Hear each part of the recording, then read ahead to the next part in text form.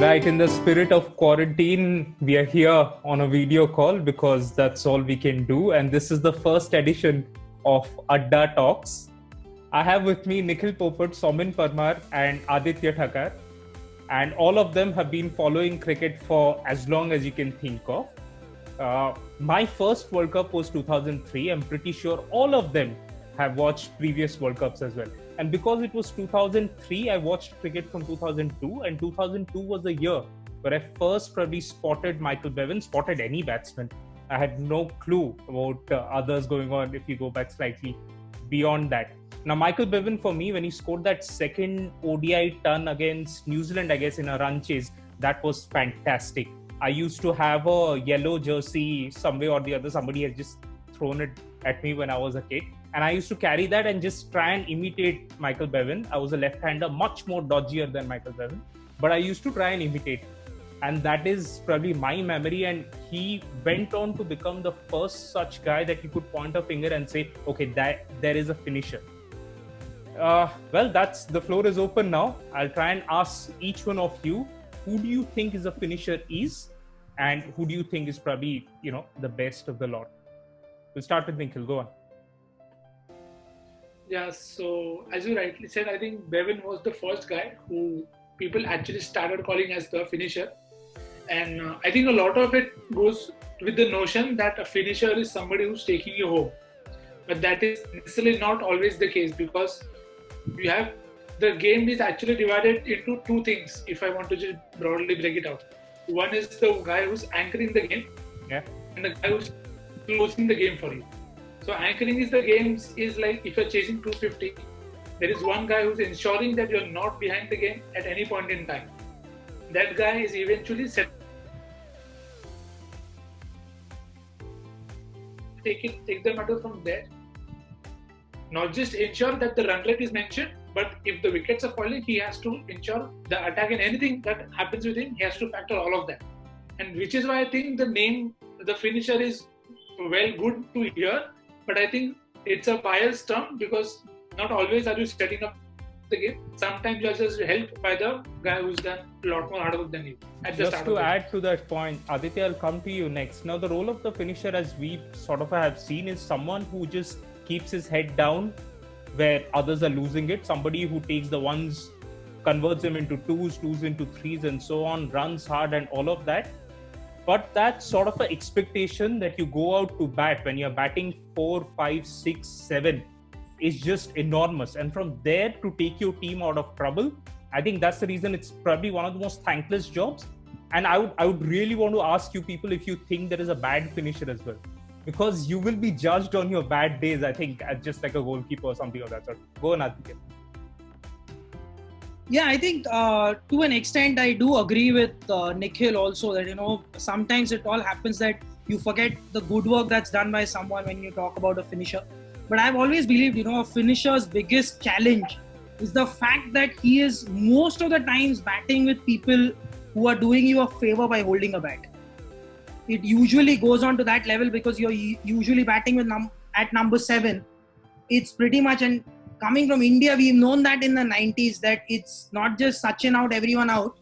It's also been that if you're 5 down, you're as good as all out. Yeah. Because there's no one to carry it forward at all. I think for me, what mattered as a finisher always with Bevan was the way he calculated the game.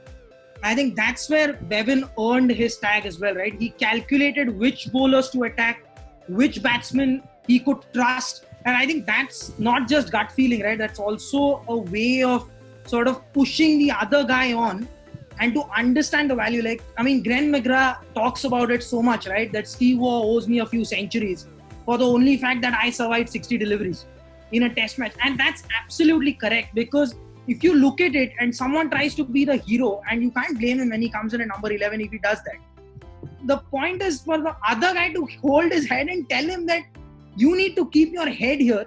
And for me, one of the classic examples of why I consider MS Dhoni as one of the greatest finishers after Dhoni is, I think, the match against Sri Lanka, right? When Akila Dhananjaya, for me, that was one match for me where Akila Dhananjaya celebrated his honeymoon and then hit middle-age crisis in the same game. And it was all thanks to MS Dhoni. Because you had India literally wrapped up. There was no way we were coming back in that game. But I think it took the brains of MS Dhoni, because while I know Bhuvneshwar Kumar is not the guy who will lose his head, you still needed him to tell, you had Dhoni actually telling him, ye andar aayega, ye bahar jayega. I mean, to read the game from the non-strikers and to the extent of telling him which ball is going to come in and go out was something else altogether. For me, one of the... Dhoni. I'll just try and cut short that. I'll try and come to Somin here for his first comment. Somin, your thoughts on the same, on the overall aspect of a finisher and the role, the way you look at it. Right. So basically, as I've always, while growing up, as you rightly mentioned at the start of our conversation, that the time we were growing up, we all started watching cricket around the early 2000s most probably, and a very few international batsmen stood out. They could be openers, they could be fast bowlers, but apart from not being a stars, apart from not carrying a star-studded profile, not being an opening bat, not being an opening bowler, Michael Bevan held his own. And the reason is that the more matches you saw, the more time the scorecard read Michael Bevan as somebody who used to stay not out till the end. When he retired, he had some 67 not outs to his name, and they still rank amongst the highest of all time, if I'm not wrong. So the fact that to master that art consistently, when there was no such art as finishing, technically there was no such art, but he glorified that, the simplicity of finishing the game to such an extent it became to be used as a masterclass in the later years to come. Then the era changed. We had MST, and we had a lot of people across. We have Ben Stokes now. I mean, different teams have assigned different. We will discuss the next crop in the same sort of a category of finishers. Next thing I want to ask you people, obviously there are a lot of aspects of a finisher that comes into sort of a limelight once they start playing 30 innings, 40 innings. Now everyone has a style. They have their own framework, how they go about this run chase altogether. Now we all know MS school of thought, and I would want you to elaborate on that, one of you. Now let's talk about how Bevan did it, because then this template was not there. He was the one who was setting it up. Now the fact that Aditya mentioned this game that I was talking about, the one that I starkly remember against New Zealand, it was Andy Bichel who scored the last 2 fours and Australia won. So definitely there was a guy at the other end who is always going to support you. If you don't have that, you cannot bat. So no matter how good you are, you should know how to bat with lesser skilled batsmen. I think that goes around in that corporate sort of a setting as well. How you work with lesser skilled players and make the best out of them, of a situation. I think Bevan used to do that brilliantly. One of the other things that Bevan sort of did, and it took me a while to understand, is to not to time the ball so that you can get a 2 out of that. Now the same full-blooded drive with other people like Martin, Ponting, they used to crunch them because they bat at a higher number and all of that. But when it comes to Bevan, those are not fluent. They're just placed somewhere, and he's got 2. And in no time, that run rate, which was 6.7, has now come down to 4, 5 because you're running those 2s and 3s. So we'll just go back to other school of thoughts as well in terms of chasing. Dhoni, if someone would want to elaborate how Dhoni goes about it. Everyone knows it, but yeah, if you would want to pick an insight about it. Yeah, I think I'll go with the Dhoni one. I'll also remember the game, the Selcon Cup final in 2013 against Sri Lanka. I think it is one of the maddest finishes I could have ever seen. You know, a man who's not well, is not injured, he was not even playing. He was out of the series nearly, but he still played that game. I think one of the biggest strengths of Dhoni is, that he always knew his game. And if you are a finisher, it is very important for you to know what your game is inside out. Because only then, when you are put into a situation where you have to decide, and there is a lot at stake, it is not as if that, you are the one who's going to set the tone like an opener, or a number 3 who's going to take the attack. You already have stuff on your plate. Now it's up to you as to how are you going to manage that. And Dhoni always had a set template. I am going to take my time. I don't care what you think of me. You can throw your best bowlers, anybody. I'll only go after the one bowler that I pick.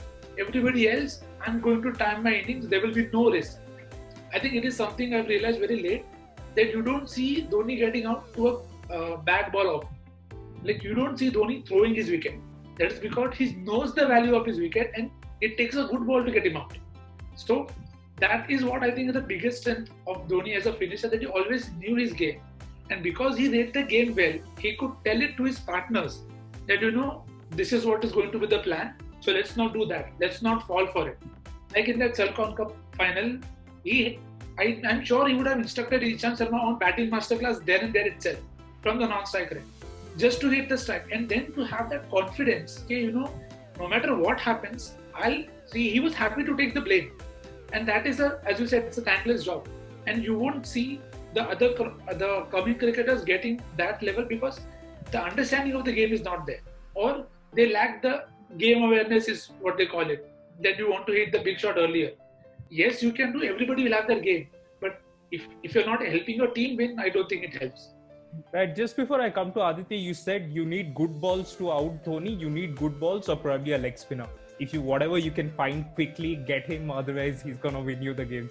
Aditya, just that point that Nikhil mentioned about clarity of thought, knowing whom to attack, what batsman to play with, what stroke to play. Apart from that, do you think the finisher as it is becomes a leader in that batting group as well?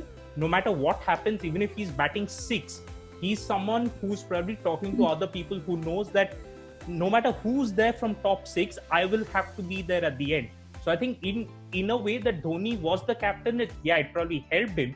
But I think these guys who are finishers should be leaders in terms of that they should understand that they hold the center stage and they can run with it in those terms. Yeah, I think you hit the nail on the head there. For me, I think, yes, the Salcon Cup final, right, that Nikhil talked about, and actually there was an instance. It's not there in any highlights, but if you guys actually saw that match live, the most interesting over was not the over that Dhoni finished. It was the over before that when Ishant Sharma was on strike. And would you believe, he tried to play a cover drive, a full-blooded cover drive, and the stump mics were up, and Dhoni actually went up to him and told him, leave the ball, they are bowling outside the off stump. I can handle it if it's a maiden over. 18 run आखिरी over में मैं कर लूंगा. I still remember Ian Bishop talking about it. Like, how can a guy be so confident about himself that he's going to score 18 runs in the last over? Like, he's not even telling Ishant to take a single. He's told him it's outside off, way outside off, leave the ball. And Ishant left 5 deliveries. One after the other, he left 5 deliveries after he had missed one. For me, that's where, right, the clarity of thought is what is most important, right? Believing in your game. And also, right, like you said, it's also something that India probably got into a bad habit. We had the habit of actually collapsing, but then we got into a habit of, chalo, we can do whatever the hell we want. Dhoni can handle it down. It's also been the other way around as well. Something that also Sachin spoke about. I have not played in a team where I had the cushion of someone actually coming and finishing off the game. Because even if I did score 100, I did not have the quality of people coming after me to actually finish a game. For me, that is something, is very important, right? And that's why I considered Lance Klusener as one of the finest finishers of his era as well. Apart from being one of the best all-rounders in the limited overs format, I think also what Lance Klusener did was, you cannot send Lance Klusener in at 9. Like, South Africa sent him at 9. You imagine the kind of quality that batting lineup packed when you have Kallis coming in at 3 and 4, and he's a genuine all-rounder. I think that's where Klusener for me was the standout even in the 99 World Cup. You saw exactly what he brought to the table, right? To take Shoaib Akhtar to the cleaners, hitting him, on the second tier in Lords was something else altogether. And like you spoke about Bevan, very rightly spoken, right? It's about understanding what your game is, right? Bevan was always for me an accumulator, never really a flamboyant batsman. But his kind of technique, his kind of style was the best that Australia needed at that time. There was enough flamboyance coming before him. So I think it's about fitting yourself into a system and understanding what works best for you. For me, MS, like you said, is one of the best because he started out as a dasher, understood that it is important for him to adapt to what kind of a player he needs to become for the betterment of the team. And I think that you've got to give it to. Right. Just, Somin, I'll take the same set of thoughts from you. Just before that, what we are seeing here right now is we are sort of templatizing these run chasers of finishers into different roles as per se. Now, you talk about an anchor, somebody like a Virat Kohli who will probably bat for the most period of time. He's probably the most superior in that sort of a list, who's going to score at a higher rate, who's going to become consistent. Then there'll be probably quick run scorers. What Zulu, the example that you gave, will probably bat for about 25 balls or so, but the amount of scoring that they do, they're going to dent the opposition.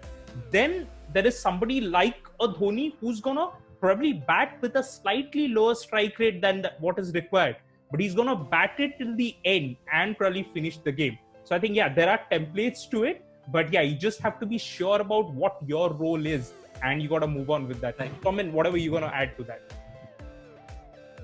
So basically, see, when we started off with the discussion about Bevan, okay, to be very fair to the era where he used to play, there were no such templates, right? There were no literally big hitters. Like the best I could remember, the biggest hitter would be probably Chris Gaines around the same time, if I'm not wrong. So there were not many examples to see the list that he made it a repetitive statement on and on just to finish the game constantly. Then while the era changed, we had different players who could probably be more consistent and take the game to the last over.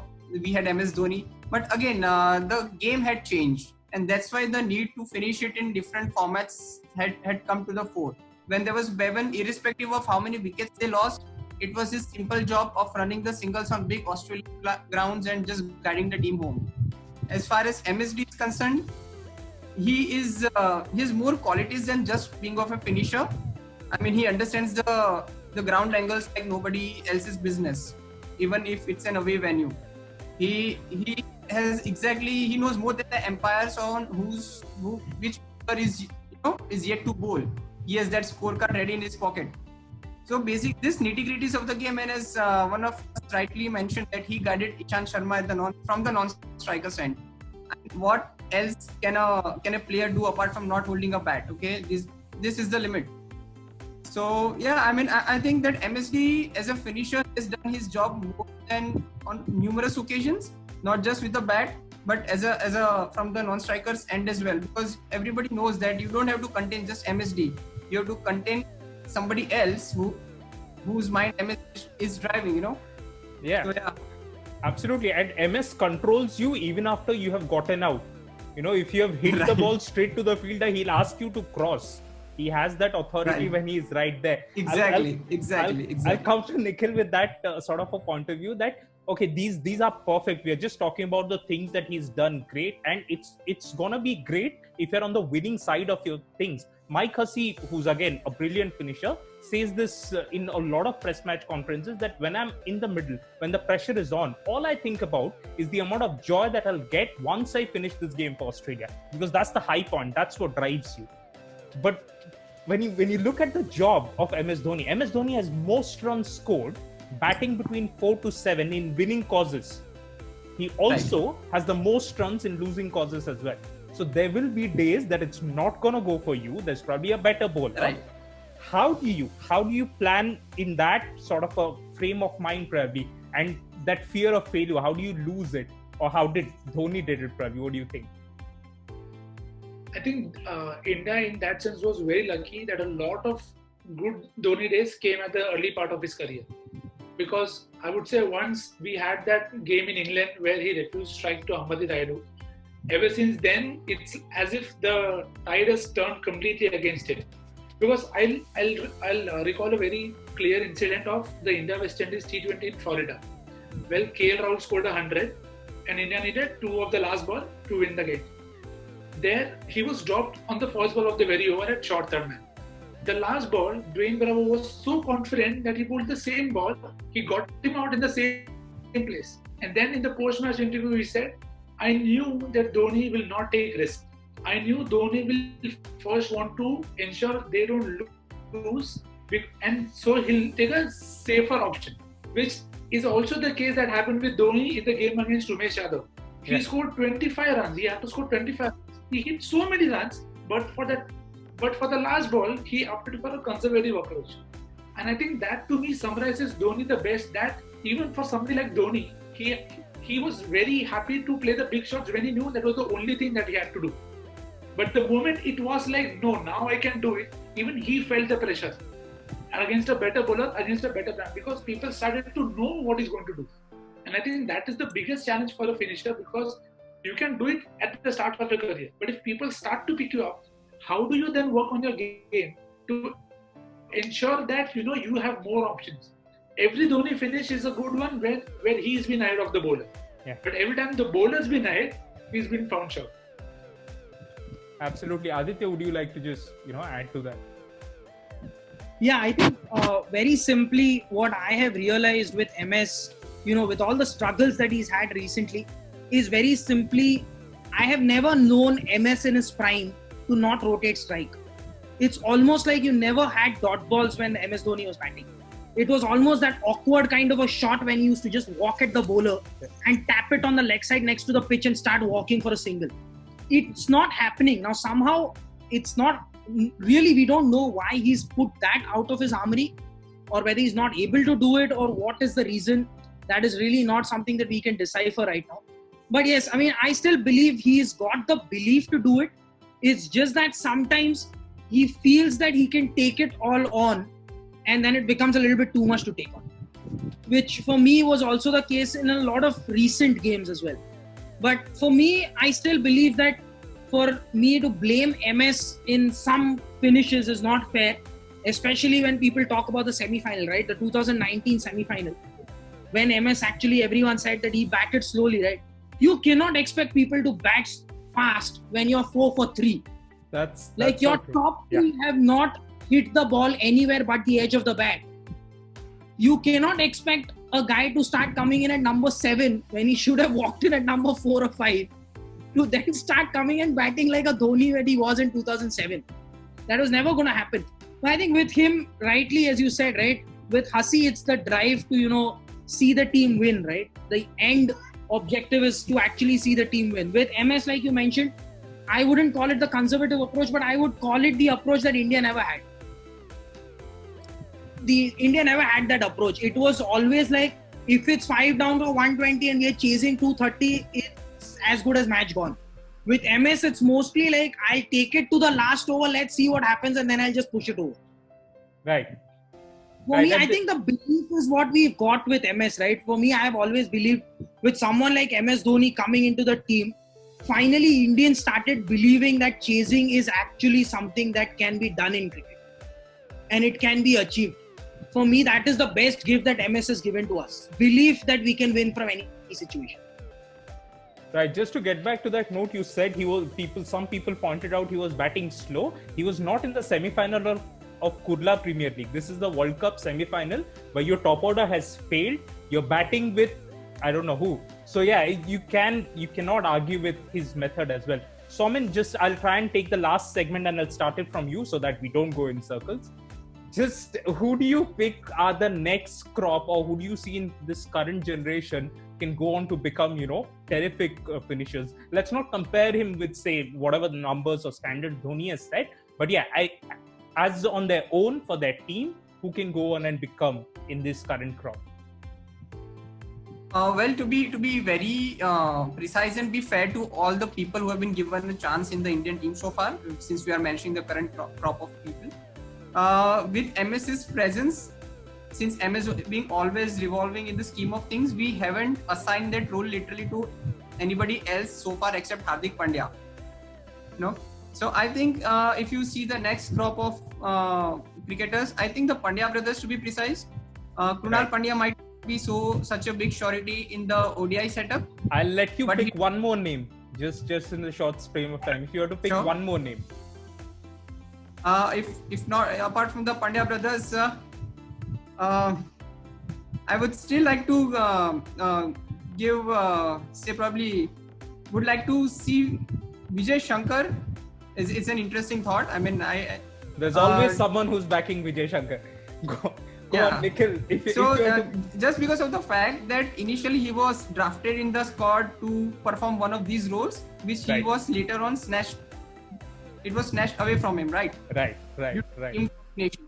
So I would like to see that that thing happening. If not the Pandya brothers, I think how does he fit into side? And obviously he does give you a good overs, quick overs. He is a safe fielder as well. So He yeah, is. and Let's just agree to Yeah. that right now so we can move on. Nikhil, who do So, you yes. think will probably fit for that job? And globally as well, if you look at other teams, who do you think is a player who'd probably go on and, set those benchmarks for becoming the next best finisher? I think Stokes is already on his way to be one, and he showed that in the World Cup final and also in the game against Australia. So that will be one name for sure. From India, I'll take two names. One is Hardik Pandya, as Soumen mentioned. He's being brought into the setup to do that kind of role. The third name is going to be someone who's going to lit up a lot of controversies and a lot of talks, and that is Rishabh Pant. Because Rishabh Pant reminds me of what Dhoni was when he began his career. And he's already a lot more skilled. So if he can just keep his head and just not slog every time, I think he's going to finish a lot more games for India in the future. Quick, Aditya, yours. And how much of a Rishabh Pant fan are you? I think there's a big difference because Rishabh Pant has a head, Dhoni had a brain. Right, I'll just leave it at that. But in terms of finishers, yeah, I think Hardik looks the obvious choice. In terms of world cricket, I like Stokes, but I'm also excited about two more guys who are, I think, going to be like Bevan, run under the radar. One is Alex Carey from Australia, who I think is going to be one of the most, that kind of a player who goes unnoticed and is suddenly 35-40. And similar with Jimmy Neesham. I think New Zealand haven't been able to give him the opportunities that he deserves. But another guy who has all the capability to become a really fine finisher. So those are the two in terms of global. And I think apart from Hardik, I honestly don't really see anyone taking up the finisher role right now. Right, that's I think my thoughts are pretty much aligned in terms of Hardik is concerned. I think Hardik is almost prepared. He's a commodity that you can just put up in the market. He has all the shots in the book. So yeah, he's probably the perfect finisher in the Indian team right now. I mean, considering if Dhoni is there, he'll probably play a different role, a different aspect of that finishing job is the way I look at it. Thoughts and prayers for Rishabh Pant. Probably he comes good and hope he does. Then India will be in a tremendous space. Globally speaking, I think I have an inclination towards Buttler. I think if Buttler goes on to play that many years, he'll probably have a huge impact in that 4 to 7 sort of a category. Apart from that, Alex Carey is one more name that probably came into my mind because similar player, I mean, plays spin well, can bat with that temperament. Apart from that, if you look about it globally, those positions are becoming very flexible as per se. People are batting in that lower middle order and taking up different job roles as per se. Same is the case with Neesham, and if New Zealand uses him well, he'll probably become one of the best finishers for them altogether. But having talked about all these teams, the only team that I see differently in this era, even for that job, is West Indies. Because if you look at West Indies, there's power everywhere. You don't need a particular finisher to come and finish the game. There's just power all around West Indies altogether. They're all finishers, man. They're all finishers. Yeah, they're all finishers. 1 to 8, everyone wants to finish. Right, and everyone wants to finish this lockdown as well. So on that tremendous bit of a thought, I think we should just get done with this session. This was fun, and hope we'll just come back with another sort of interesting topic, and we'll get back to you on that. Thanks a lot, Nikhil. Thanks a lot, Soumen, and thank you so much. Thank you. Aditya. Thank you, everyone.